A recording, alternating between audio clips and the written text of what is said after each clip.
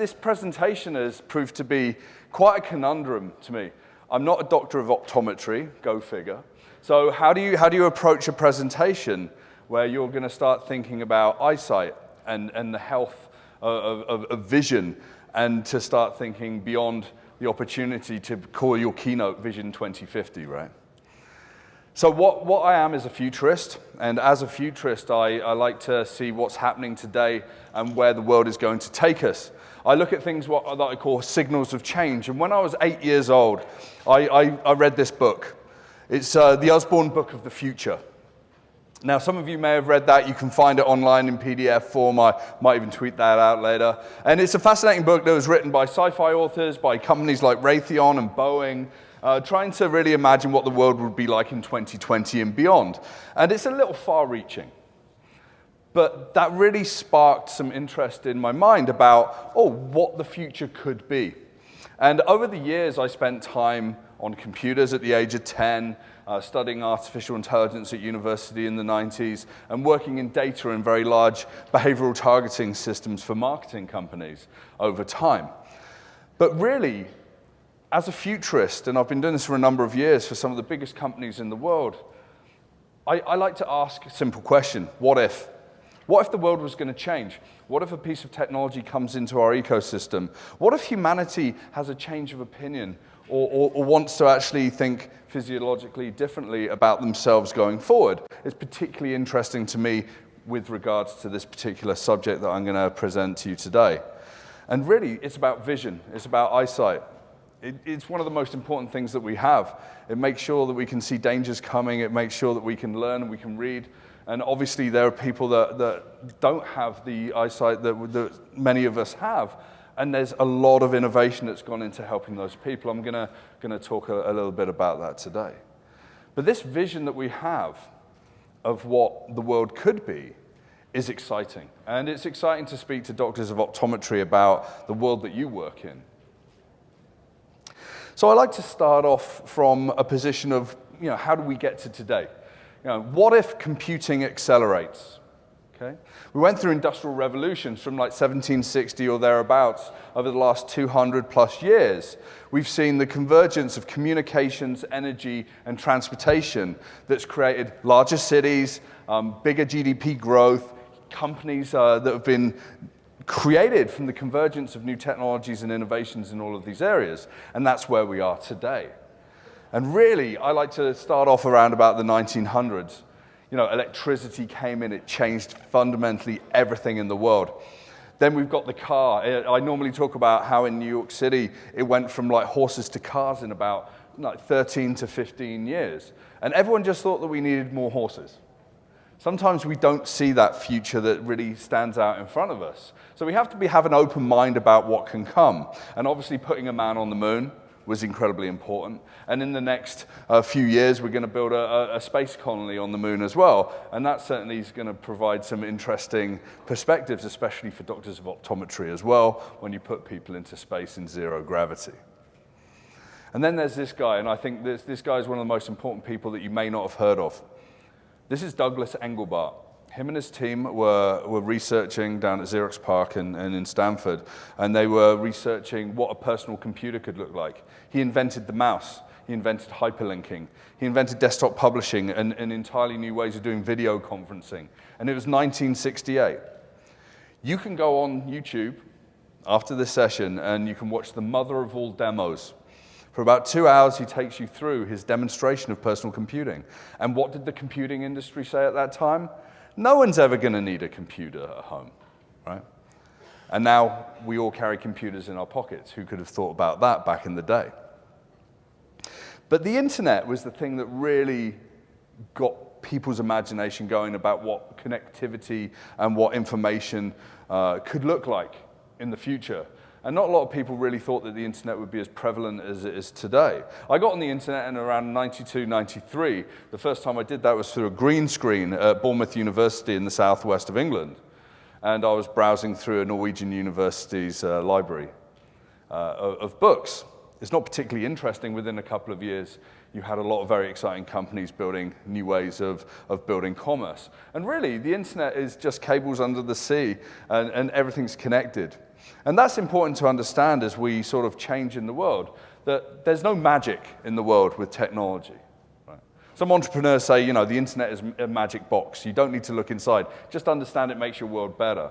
But that's why we've got situations where the information that we generate as individuals is being collected and monetized, and we are now part of the product, right? Which isn't very fair, and the world needs to change. But over time, we've got to this point where those three dimensions of energy, transportation, communication have changed into what's being noted as the fourth industrial revolution. So digitized communications, renewable energy, and automated transportation and logistics. New technologies are accelerating us forward faster than we've ever seen acceleration before of human culture with technology as a basis for that speed and momentum. And I think that the smartphone is probably one of the devices that's really caused a huge leap forward. So it was only about 12 years ago that Steve Jobs stood up and said, I want to introduce you to the iPhone. And is there anyone in the room that doesn't own a smartphone? You know, even like 2-3 years ago, I'd find people putting their hands up, and they're usually people that work in cybersecurity, right? Which says a lot. But there's going to be more than 6 billion smartphones in the world. That's going to give people more access to mobile communications, the ability to build a business, the ability to communicate with people, the ability to change the world. They've got access to clean running water around the world. So what's the priority, right? But this mobile commerce, this mobile platform has really opened the world entirely. You know, wearable computing and Apple Watches, and some of you may be wearing some of these Fitbits and whatever. You know, have been able to really start making leaps and bounds forward about providing us with information that's medically important for us to know. We've got a 1 trillion sensor economy, smart cities, connected cars, self-driving cars, and transportation. Eventually, we're going to have sensors in the tables, the chairs, the lights, and every part of this room to help us understand wear and tear and to build efficiency into our ecosystem. This is an inevitable future, and it's already underway. And part of that's going to be 5G. So over the next few years, we're going to see 5G really accelerating. 20 to 100 million 5G connections by the end of next year, and it's going to do even more over time. And then you've got electric vehicles. Does anyone in the room drive an electric car? Yeah? Wow, lots of people, that's fantastic. I mean, being in BC, it's easy to do. I lived in Vancouver for 11 years. I bought my electric car, and I took it across to Toronto when I moved there. It's a lot more difficult to charge an electric car in Toronto than it is to do it in BC, that's for sure. So that's a bit of a challenge. But you've now got these companies like UPS, you've got companies like Amazon that are literally changing their entire fleets to be fully electric, because we know that combustion engine vehicles are still pumping pollution into the atmosphere, and that needs to stop. And then we're seeing a convergence of automated systems, artificial intelligence, and sensors, you know, what they're calling sensor fusion, with electric vehicles. And over in Sweden, you've got these self-driving trucks. There's nowhere for the driver to sit because we don't have a driver. I don't know if you can even call these a truck. It's an automated logistics vehicle that can actually run in platoons down the highways. Eventually, we'll have highways with lanes just for these. And the people that used to be the drivers will be the foremen in charge of multiple machines like this. It's kind of interesting to see this change. And it's also going to be a huge change in terms of energy. Like solar and wind are going to be two of the biggest things that are going to change how energy is produced. And this is the Agua Caliente solar project down in Yuma, Arizona. It displaces 220,000 tons of CO2 every single year. So, you know, we're starting to get into interesting territory where our reliance on oil and gas is going to disappear. And in the next 10 years, it's going to be a pivotal moment for that industry. And we're already seeing some of the challenges today. But the future is going to be very much like the internet in terms of energy. It's going to be an internet of energy, globally produced, local energy sources for places like Vancouver. Excuse me. Globally produced energy sources for that are local as well as global. You've got an interconnected super grid that can go all around the world. It seems pretty fantastical. This in its entirety probably won't be realized until 2050, 2060, maybe even beyond. But it's already being prototyped in Asia, in the North Sea. So we're going to start seeing some interesting things happen there. And what's interesting is we go from producing energy and the energy companies to being utilities that distribute the energy that's being produced from renewables around the world. It's a change in the business ecosystem. And then we've got a world where Elon Musk lands rockets, right?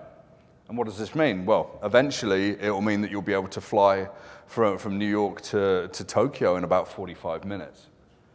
Right? What does the world look like there? What do some of your patients look like after they do that a few times a year, right? Suborbital global travel. Now, is this going to happen in the next 2-3 years? No. By 2030, I think we're going to start seeing things gaining pace in that arena as well. So this is where we are today, but now it gets really interesting in this keynote. And I sort of had a lot of fun trying to think about what vision is and how it actually accelerates over time and what that means. And I start in 1968, the same point in time that Douglas Engelbart was producing that first personal computer. The Air Force produced a project called the Sword of Damocles. The Sword of Damocles was the world's first virtual reality headset. 1968, a long, long time ago. And then we had all these crazy inventors and people at MIT Media Lab. This is the wearable group from Media Lab in the 1980s. Nicholas Negroponte, who ran the MIT Media Lab, called these the lunatic fringe. Who would be walking around with all these headsets, carrying bags full of batteries, looking like cyborgs? Who would be like that? Well, we're kind of already there today. If you're carrying a smartphone, you're wearing an Apple Watch, it's these people that really were the bellwethers for what that future was going to be. In fact, the guy on the left here is a guy called Steve Mann. He's from Toronto. He's at the University of Toronto, and he owns a vast amount of patents to do with augmented reality, virtual reality, even HDR. And whilst these people were seen as the lunatic fringe, these were the people that were driving the idea of extended and augmented eyesight forward, right? And Canada's actually a hotbed for these kinds of developments. You know, this 1980s, 1990s virtual reality, haptic gloves and new ways. People like NASA were really in the game back there. Very basic, blocky worlds. Didn't really feel like a virtual reality. And now today, we're in a situation where you'll sit on a bus and watch a movie. I've never actually been on a bus that looks this happy. I mean, look, everyone's loving life. That guy in that virtual reality headset, I don't know what he's watching, but I don't know how he's even listening to it as well. He's not even wearing headphones. This is a company called Flixbus. So imagine Netflix in virtual reality sat on a bus or wherever you want to be, right? So it's starting to permeate and get into every single part of our world, this kind of technology. And I started thinking, does it affect eyesight? I went deep, and I've got friends that work in Silicon Valley in this area, and they say, we've got research, and we're not telling you. But just like any screen, eyes do get tired, and there are issues. But virtual reality has got a promise to help people's vision and correct some of the problems that we see. And here's a short video to show you a little bit of a company that does that.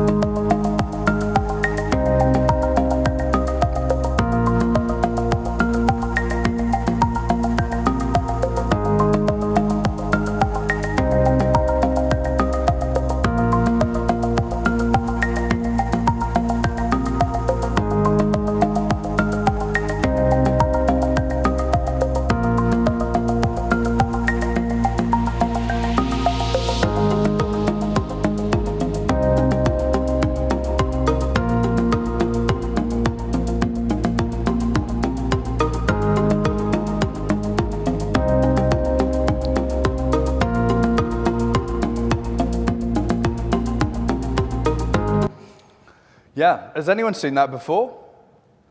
Yeah? Is anyone intrigued about how that can help their practice, right? interesting. As I started digging into it, it was like, oh yeah, we can use this technology to help us. And that's what this is all about. It's about the augmentation of our practices. And then we know of some of the great work that happens with companies like eyesight, like enabling vision in people with deteriorated or no vision at all. We've got things like OrCam. So this isn't necessarily enabling people to have better vision. It actually just downloads images of people to your smartphone so that you never forget a face ever again. So if you're forgetful, get one of these, right? I meet hundreds of people and I'm pretty good with names, but like maybe I should start wearing this and it will get like, oh yeah, that's Doug Smith. You met him in you met him in 2020 in Regina or something, right? And then back to Canada, innovation, Focused by North, a company that's now sort of taken the ideas that were generated from things like Google Glass and have created glasses. And some of you might sell these glasses as well, that delivers information directly to the eye. Now, this is a frontier that wasn't particularly popular with Google Glass, but now the glasses look more normal, and now that information might be useful, and it's just there when you need it, rather than there all the time. So I find that to be fascinating. But in the world of augmented reality, to be able to put information in front of our eyes without disrupting our vision, we've now got things like the Microsoft HoloLens, HTC Vives, and whatever. With augmented reality and the Microsoft HoloLens, which was also developed in Victoria in a secret lab over several years, right? Because some of the best minds in the world are in Victoria and Vancouver Island. They've imagined a world where you can have mixed reality. You can have data living amongst us as creatures and as other humans, and maybe people that aren't here today. Maybe in the future, I'll be able to wear a headset like this, and not only it will tell me information about you, but half of this audience could be virtual, or even I could be virtual if you wore that headset yourselves. And then it gets interesting. So this year at CES in Las Vegas, there was a company called Mojo Vision that have come up with a lens that you can put in your eye that will deliver augmented reality directly into your eye from lenses. It's incredible. The people that saw it absolutely thought it was incredible. And it's sort of like very low latency data that's kind of useful. So it could be good in an industrial scenario. It could be useful in the military and whatever. But yeah, this is kind of where we're going with this technology. As things get smaller and processing gets larger, we can do more. So why don't we enable people to have enhanced vision? And there have been some people that have been playing with the idea of like, what does this new world look like? What's the speculative future that we could step into? And I want to play a short clip from a video called Hyper Reality from a designer in the UK called Keiichi Matsuda. The entire short movie is about 12 minutes long. It raised about $1 million from Kickstarter, and they went down to Medellin in Colombia to shoot the footage, and then they overlaid what they thought an augmented reality world would look like.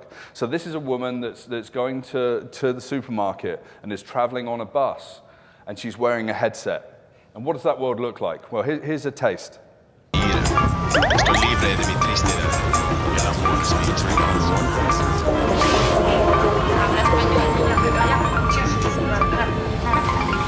Adiós.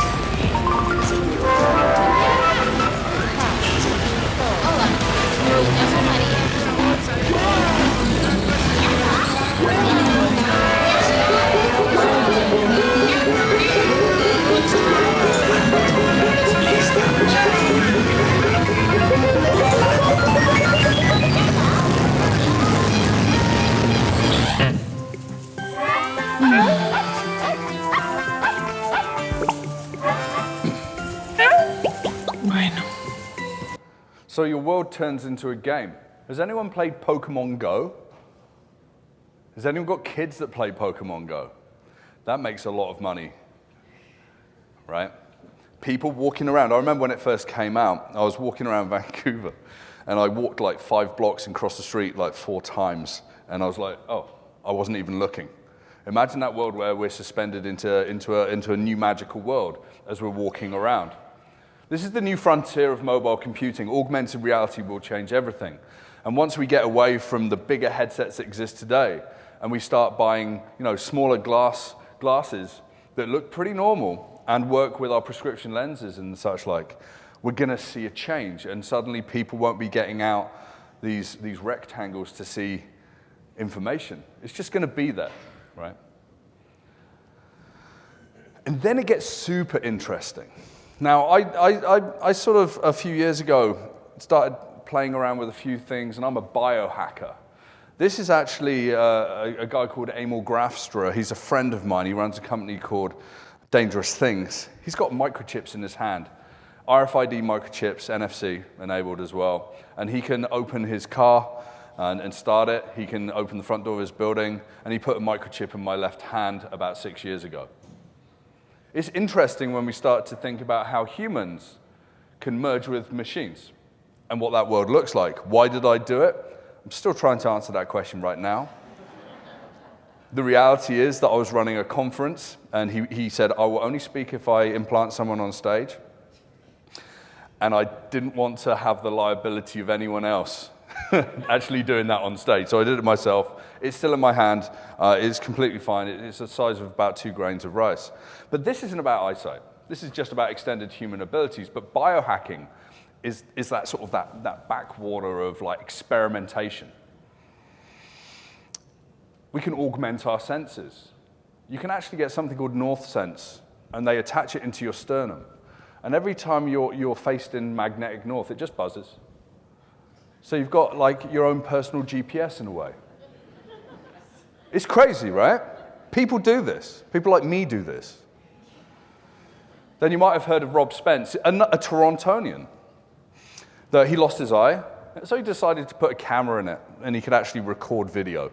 Now, it wasn't obviously wired into his brain, although that's the next project he's working on. But it's interesting. Suddenly, what was no longer useful becomes useful, and it becomes a different kind of eyesight for him. Someone like Neil Harbinson is colorblind. So he decided to attach this antenna to the back of his head.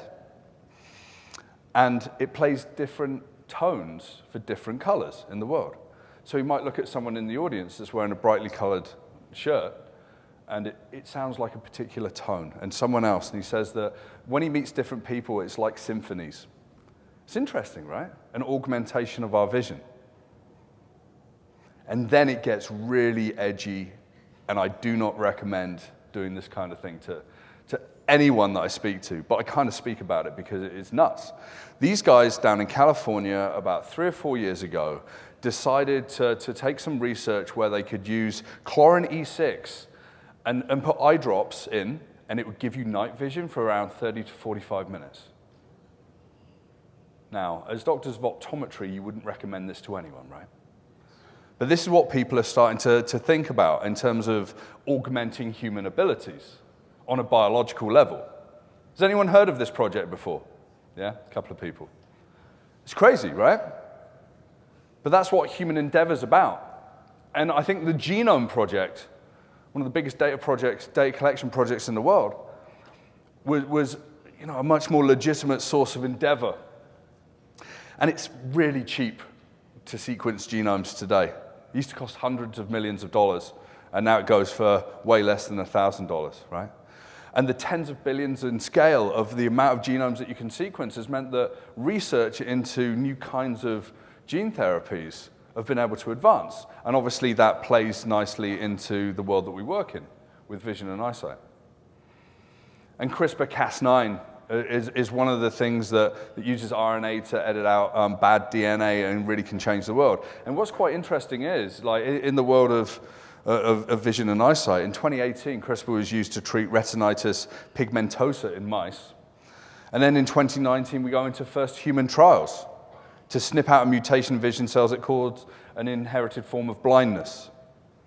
So suddenly, we've got these medical advances that are really going to help us help patients.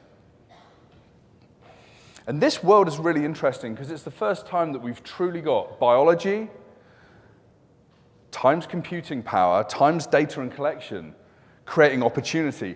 It's an absolute coincidence that this spells BCDO.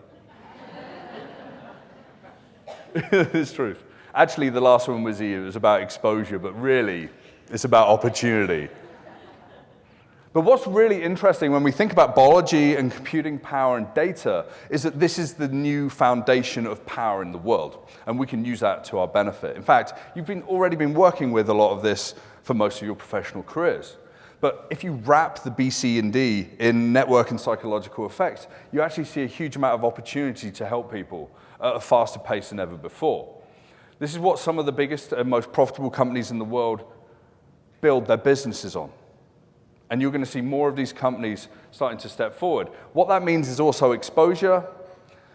We're potentially entering a world where there's the war on one. Cyber attacks are going to be more prevalent. If you're wearing more devices, you're actually not going to exist in any territory, just in the cloud. Where does the cloud exist? Well, wherever the cloud needs to exist, and it's distributed around the world. So there's some cybersecurity risks as we go into this new technological world, right? Imagine people hijacking your augmented reality headsets and driving you into new directions, through streets or misinformation or whatever. So we have to be aware of that new world as well. But what if we become bionic? And we're talking about practices here, not just, the $6 million man. Bionic companies are the companies that are changing the world today. The old world was built on finance, financial, human, and natural capital. That was the old industrial revolutions.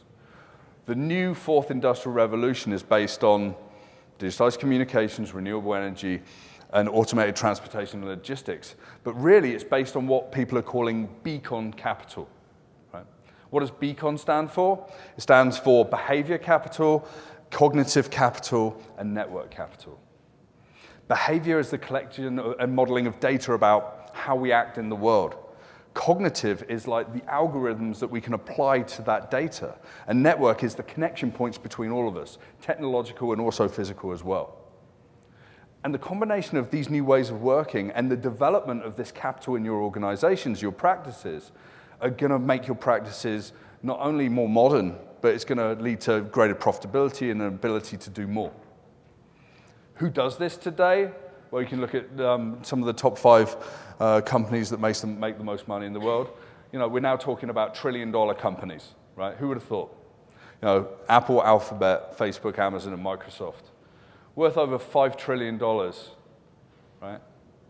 The power that they have to change the world is incredible.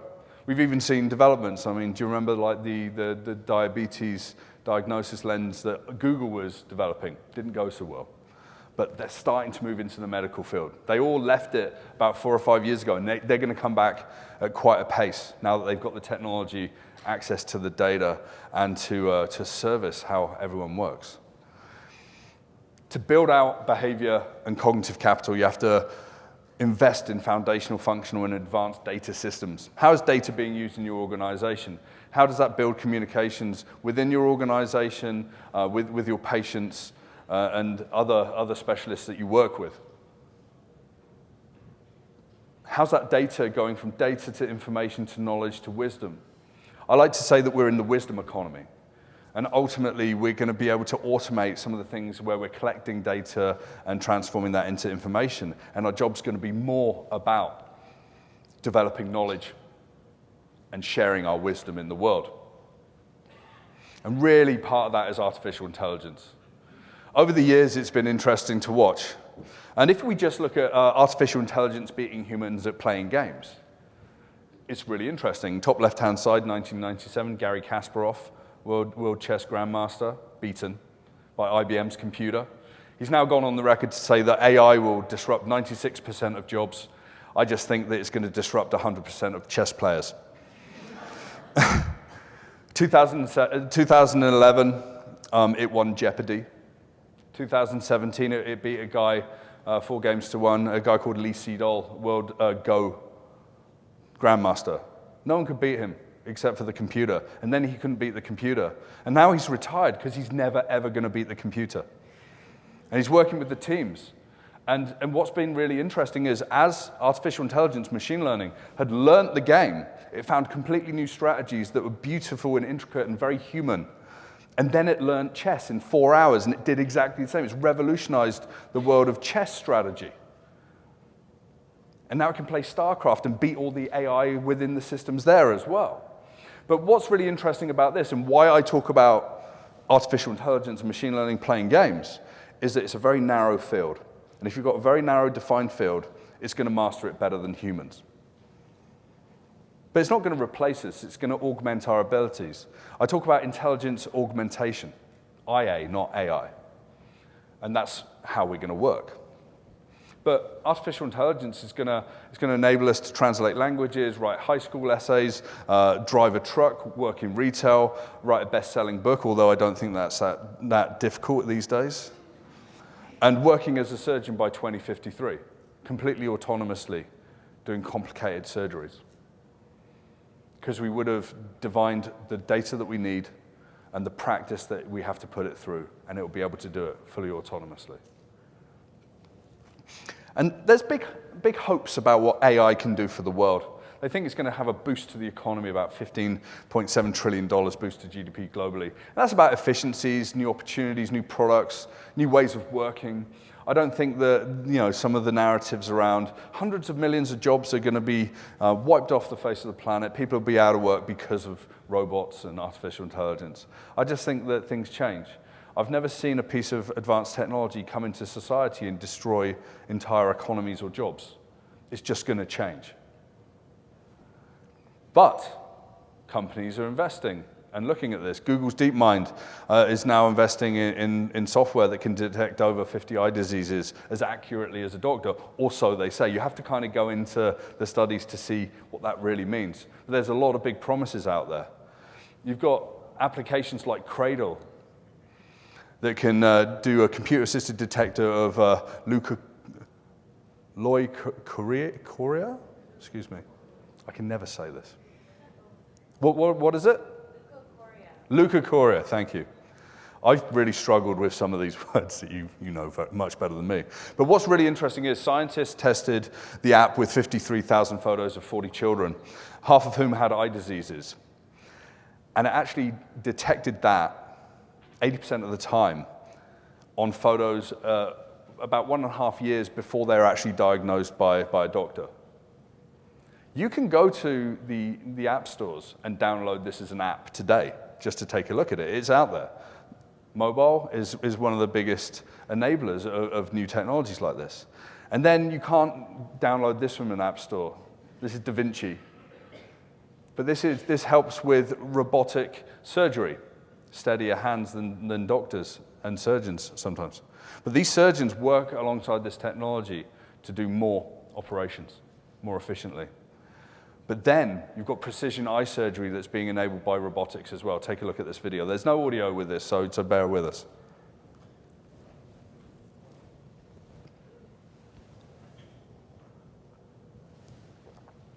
So what's interesting that whilst it's a robot, it doesn't remove us from the situation. I don't think that's a future that's going to exist.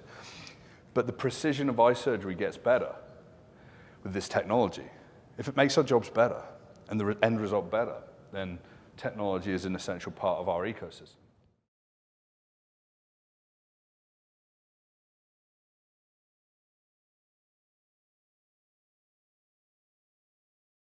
So when we look at these kinds of technological advancements, we can see that there's actually a bright future for us to work with this technology. And really, the future is doctor and the machine. We're together. We're cyborgs. Very, very, very advanced cyborgs. But the real advantage in beacon capital is the network capital. And that's what's so important about coming together in conferences like this, is that when you're in a room together and you share your stories, and you share your knowledge, it's incredibly powerful. And we should never underestimate the power of humans as part of the overall ecosystem of business. There are some companies that think we can replace everyone with technology, and that's not really a future that I believe in. And as a futurist, I talk about the importance of humanity being part of the world in every single way. And really, to develop that network capital, invest in infrastructure, people, and time. We still have to spend time. The business models are defined by humans and administrated by humans, and they're the things that determine the economy, not the technology. But over the years, I've sort of developed my skills as a futurist, I come from strategic planning background and a data analytics and machine learning background. And I apply a number of techniques as a futurist to help people look out 5, 10, 20 years into the future. I like to understand that the present moment used to be the unimaginable future. We never thought that we would be here. It's pretty incredible. You know, there's some examples in this presentation that I've spoken about, landing rockets. You know, these augmented reality headsets that deliver information, people putting chips in their hands, right? But in futures, we look at projected futures, probable futures, and also preferable futures. We tell stories. I write a lot of science fiction. But that science fiction comes back to strategic insight that helps people plan their businesses more carefully. Preposterous is the word at the top. You know, the preposterous future. There's a lot of preposterous futures that exist today that people wouldn't have imagined 50 years ago, right? But there's a guy called Roy Amara that was down in California. And he came up with something called Amara's Law. And it kind of puts technology and the progress that we have into perspective. Amara's Law says this: in the short term, we overestimate the impact of technology. And you may have looked at my keynote and been thinking, you know what, there's a lot of things happening, and yeah, there's a lot of pace, there's a lot of investment. I just don't see it changing our world. But what's been proven time and time again through research that Amara did and his colleagues did, he found that in the long term, we completely underestimated the impact of technology. And a lot of companies have made mistakes. AT&T didn't think that cellular networks were going to be big. And it cost them billions of dollars to buy their way back into the industry a few years after it was going, right? But then what if we start thinking about speculative futures? And you know, here's an exercise for you. So you could take any one of these advancements in the presentation and say, what if? What if in a future year we deploy solution X, Y, and Z? And this positive outcome happens. And you can write these down as exercises of speculative hypotheses, and you can track them over time. Sometimes I bet friends money about what's going to change over time. Sometimes I lose, and sometimes they don't want to pay me when I win. But I've started looking out further into the future than ever before. So why do I look out 200 years? Well, it allows you to have creative breadth and an ability to flex that sort of science fiction in my mind. Looking out to 2220 helps me realize that it's only been 200 years since the beginning of the Industrial Revolution to today. And look what's happened, right? We're now living in bigger cities than ever before with technologically enabled electricity, artificial intelligence, machine learning, augmented vision, biohacking. What happens in the next 200 years? A lot of people say the next 20 years, more is going to happen in that time than the previous 200. But if we look out, in 200 years' time, there's going to be people living on the moon. Cities are going to be, you know, over 100 million people in size. How do these ecosystems exist? And how do we, as doctors of optometry, work with people to make sure that they're still essential to those systems with the vision and eyesight that we can enable and keep healthy, right? And we're kind of at this point in time where we have to take a lot of things very seriously about the fragility of the world. The Bulletin of Atomic Scientists have now said that we're 100 seconds to midnight. We've never been closer to this existential threat of everything from originally they were put together around the nuclear threats, and now it's cybersecurity threats and the data, right? So that BCD equals O is exactly what they're worried about. If it falls into the wrong hands, our businesses, our lives are going to be disrupted. And it's going to cost a lot of money, and it's going to stifle progress. If we can get on top of it and do it in an ethical way and work together as humanity and really, create a vibrant world as professionals and as family members and people in the community, we can create an incredible world.